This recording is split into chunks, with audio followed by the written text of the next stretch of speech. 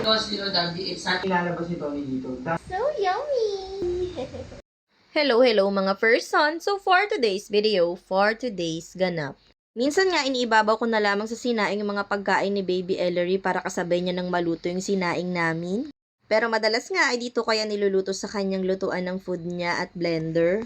At dahil naluto na nga yung food niya, pag-blender na lamang ako dito, hindi na ako mag-i-steam. Hinaluan ko na nga rin pala yan ng timpladong gatas si Baby Ellery.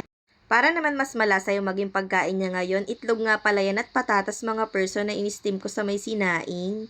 At heto na nga ang kinalabasan ng pagkain ni Baby Ellery, o diba parang Cerelac lang. Hetong ating si Baby Ellery ay busy na nga mag-walker at tuwan-tuwa nagtatatalo nung nakita niyang hawak ko na yung food niya. Kaya naman nilinis ko na nga agad itong kanyang high chair para iupo ko na siya dito at makakain na nga siya. Ngunit subalit datapwat nagwala ang Baby Ellery dahil ang bagal kong kunin yung mga bib niya at water niya kaya naiinip na siya, gusto niya na talagang kumain. Kailangan pala talaga pag inupo ko na siya dito ay talagang diretso subo na agad ng food para hindi topakin.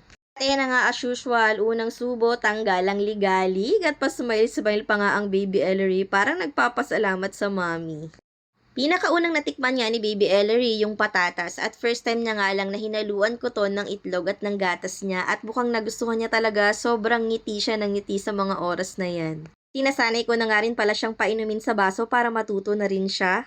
At pagkatapos nga ay paliliguan ko na si Baby Ellery at ang ganda nga nitong bago kong natuklasan para sa kanya. Dahil pwede na namang iupo si Baby Ellery kaya binili ko na siya neto at malambot nga yung upuan nito, silicone siya kaya safe pa rin kahit walang underwear si Baby. Hindi rin siya basta-basta dudulas dahil nga merong kumakapit na parang stopper, ano bang tawag doon, basta ayun na yun. So ayan nga, sobrang napadali na talaga yung pagpapaligo ko kay Baby Ellery gamit itong kanyang mini chair. Sobrang useful pala talaga nito, grabe. At syempre, happy na naman ang Baby Ellery dahil nakaligo siya. Alam niya namang favorite time niya ang paliligo. Nakalimutan ko nga siyang painumin ng vitamins bago maligo kaya after maligo ko na lang siya napainom at pinapag-toothbrush ko na nga pala siyang mag-isa. Ay wala pa nga palang ngipin si Baby Ellery. Bali, tongue cleaner na lang muna yung ginagamit niya at meron niyang toothpaste na pang baby galing sa Nature to Nurture. Kasintabi nga kahit araw-araw kong nililinis itong tenga ni Baby Ellery ay namamalat talaga yung pinaka-opening area ng tenga niya. Kaya kung titingnan mo yung tenga ni Baby Ellery tuwing umaga, akala mo ang daming tutuli, yung pala ay namamalat. Flex ko nga rin pala yung bagong lagay ni Baby Ellery na mga essentials niya. Sobrang nagustuhan ko to mga person. At syempre, Hello Kitty, Sanrio na naman ang peg, kaya bet na bet talaga namin to ni Baby Ellery.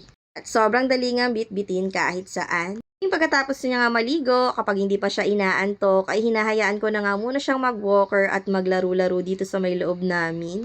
O siya, hanggang dito na lamang muna mga person. Thank you for watching Mommy Nika Mini Vlogs. Babu!